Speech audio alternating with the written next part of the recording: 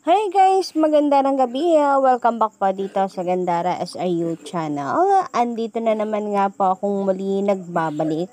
Nag-iisa po ninyo nagmamagandang ka-digital recads upang maghatid ng panibagong update and fresh happenings patungkol po sa TVJ.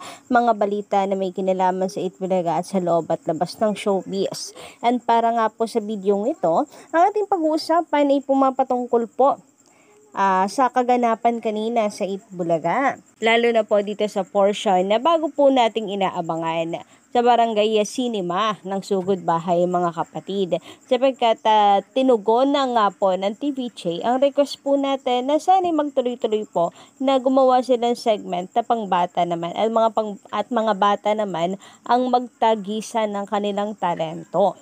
So, yan po yung una natin pag-usapan. May kinalaman po dyan sa nangyari kanina sa Barangay Cinema. And bukod po dyan, isa din sa atin pong pag-uusapan ang patungkol po dito sa isang bagay na ibinuking ka-digital records na ikatutuwa po nating lahat. So ano po kaya yung ibinuking na yan? Ikatutuwa po ng mga kapatid natin, mga ka-digital records natin. So tumutok lang po kayo, mamaya mapag-uusapan po natin yan.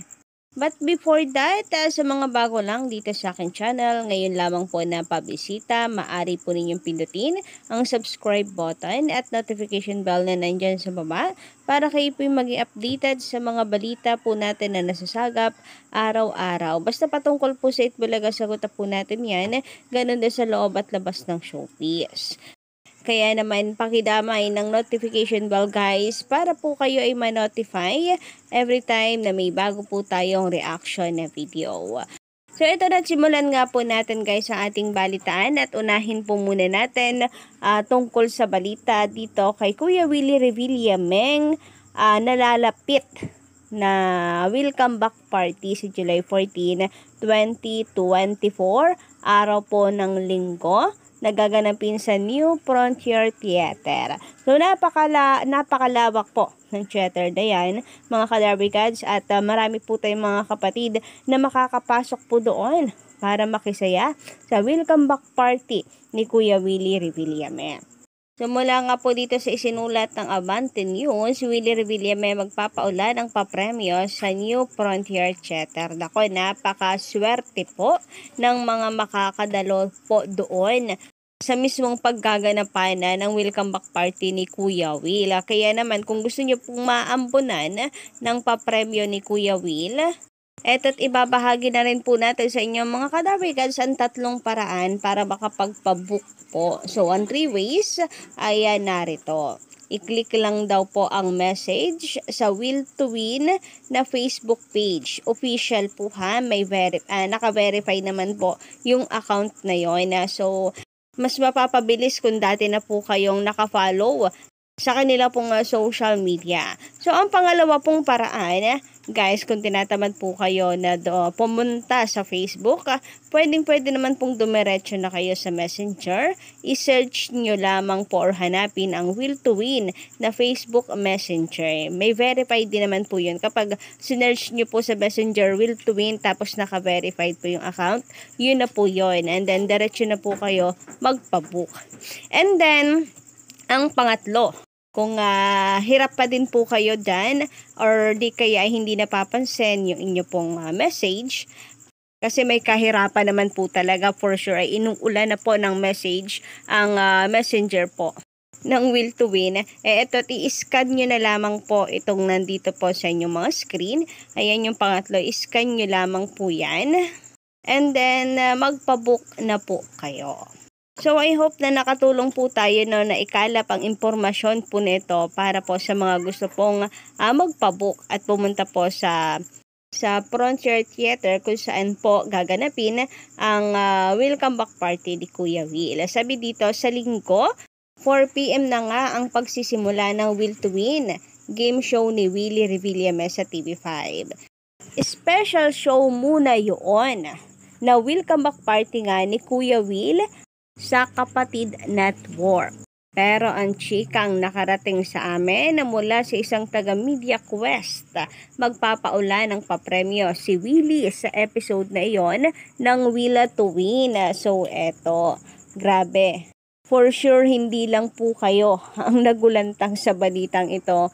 Pati po yung makakalaban na programa nitong Will to Win ni Kuya Will ay magugulantang. Kasi dito pa lamang po, welcome back party pa lang ay sasagarin na ni Kuya Will. So, paano pa po kaya kapag naging regular day na po ang Will to Win sa TV5? Paniguradong pinaghandaan at pinag-isipan na rin po yan ni Kuya Will. Sabi pa dito, hindi lang daw basta-basta papremyo. Talagang big ang mga iyon, ha? Tiyak nga raw na pag-uusapan. Magte-trending ang mga paandar ni Willie at ng kanyang Will to Win sa araw na yon.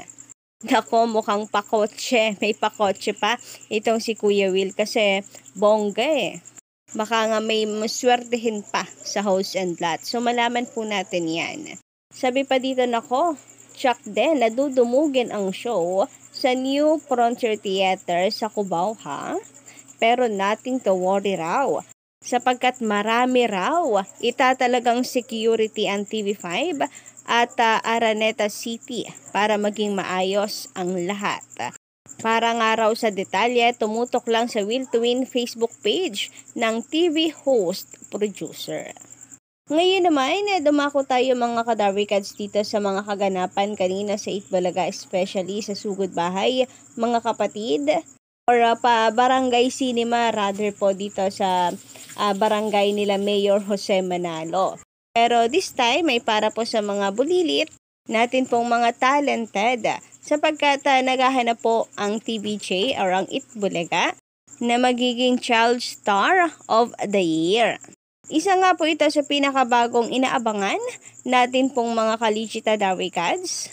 Sapagkat after nga po ng 1 year nila dyan sa TV5, finally ay magkakaroon na po sila ng segment para po sa mga bata. So kanina nga po ay narito yung mga sumalang na Child Star of the Year natin sa Barangay Cinema. Ayan. Sabi nga po dito sa post ng official Facebook page ng TVJ, pagaling ng pagaling ang mga child star today, ha? Which is true naman mga kadarwikads, parehas po nilang pinasaya tayo pong mga manonood. Pati po ang mga nasa studio, ang mga legit darwikads, sina Mama Alan nga po, tawa ng tawa kanina. And mga talentado din naman po talaga na may kanya-kanya lang po talaga silang husay at galing. Pero this time, isa lang po ang nagwagi sa kanilang dalawa. Although parehas po silang magaling, sabi nga dito sana daw po ay tay na lamang silang dalawa. Pero isa lang po ang nagwagi. And ang contestant number 2 nga po na si Gabriel Balibal ang siyang tinanghal na panalo kanina sa Itbulaga. Yun nga lang, hindi maiwasan na mayroon pong negatibong komento na matanggap. And syempre, gusto na rin po natin supalpalin ngayon pa lamang ang mga bashers na kung saan ay gagamitin na pananggalang. Ito pong sinagot ng bata kanina nung tinanong siya kung sino po yung favorite singer niya. Inunahan na po kasi nila na hindi na daw po pwede si Regine. Usually kasi si Regine lagi yung songbird po natin ang lagi sinasagot nila. Anyway, joke lang naman po yun ng Jowa Pao. Hindi naman na po bago yun. Na kung si Regine talaga yung idol, wala naman po tayong magagawa, diba? Pero, ang sagot po ng bata kanina ay si Vice Ganda. Si Mimi Vice daw. So, na-shoutout tuloy ni Mama Pao itong si Mimi Vice dahil sa sagot po nung bata. Pero ayun nga, since hindi po siya ang pinalad na manalo, for sure, ang dami na naman pong magsasabi na bitter ang Itbulaga sa Showtime. Ngayon pa nga lang may nababasa na po ako sa mga group, sa mga Facebook groups na sinalihan po natin. Groups for Itbulaga. Nataka nga ako, meron pong mga basher doon. And sinasabi nga na bitter ang Itbulaga, kaya ganon. Yung isa ang ipinanalo kahit parehas namang mahusay or magaling. Unang-una po, professional ang mga yan. Pangalawa, wala naman pong alamat sa Showtime at Itbulaga host. For sure, meron po yung criteria. na kanila pong pinagbasehan at mas lumamang po yung lalaki kaya siya po yung tinanghal na panalo. Pero it doesn't mean na hindi magaling itong isa pang contestant. Sadyang ang mga utak lang po ng mga basher ay sadyang ganyan na. Wala na po tayong magagawa dyan. Kahit anong gawin po nating ayos, pagkawala mo, gugulo pa rin ulit. Kasi yan na po sila. Yan po ang kanilang trabaho. Hindi lang utak nila ang magulo, kundi ang manggulo din ang utak ng iba. So yun lang guys sa ating update para po sa gabi ito. Don't forget to click the subscribe button and notification bell for more updates.